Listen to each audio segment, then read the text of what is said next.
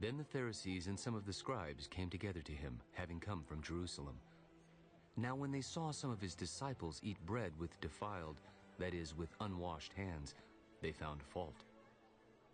For the Pharisees and all the Jews do not eat unless they wash their hands in a special way, holding the tradition of the elders.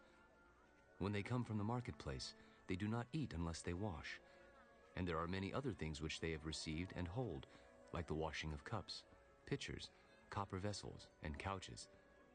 Then the Pharisees and scribes asked him, "Why do your disciples not walk according to the tradition of the elders, but eat bread with unwashed hands?" Well did Isaiah prophesy of you, hypocrites, as it is written, "This people honors me with their lips, but their heart is far from me. And in vain they worship me, teaching as doctrines the commandments of men.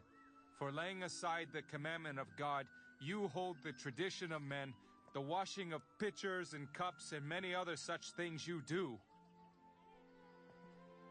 All too well you reject the commandment of God, that you may keep your tradition.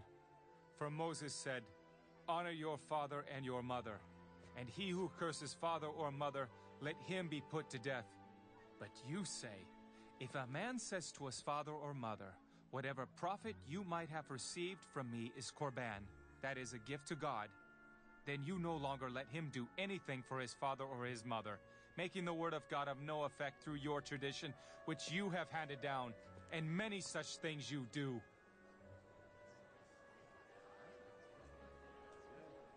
When he had called all the multitude to himself, he said to them, "Hear me, everyone, and understand. There is nothing that enters a man from outside which can defile him, but the things which come out of him, those are the things that defile a man. If anyone has ears to hear, let him hear."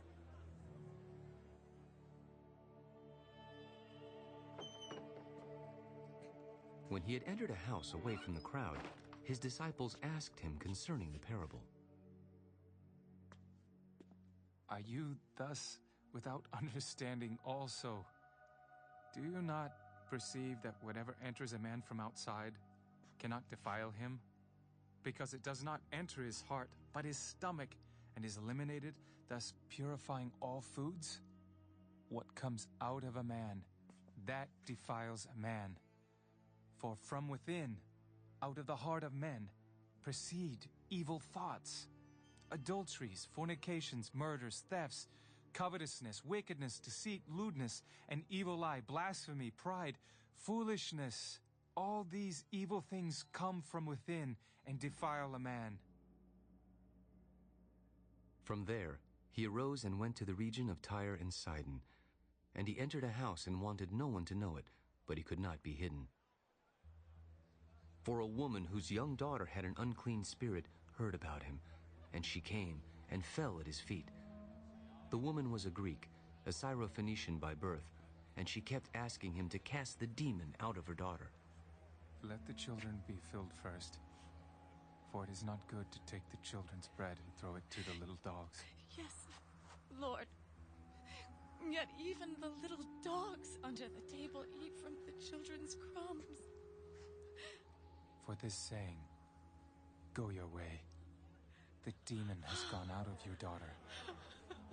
And when she had come to her house, she found the demon gone out, and her daughter lying on the bed.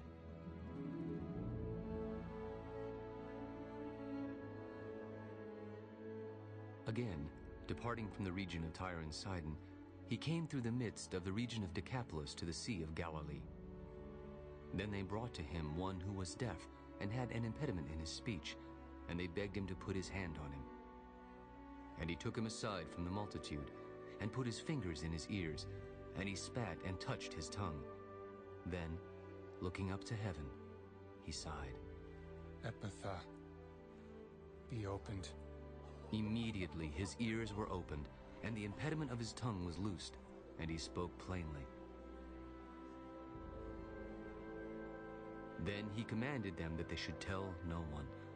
But the more he commanded them, the more widely they proclaimed it, and they were astonished beyond measure. He has done all things well. He makes both the deaf to hear and the mute to speak.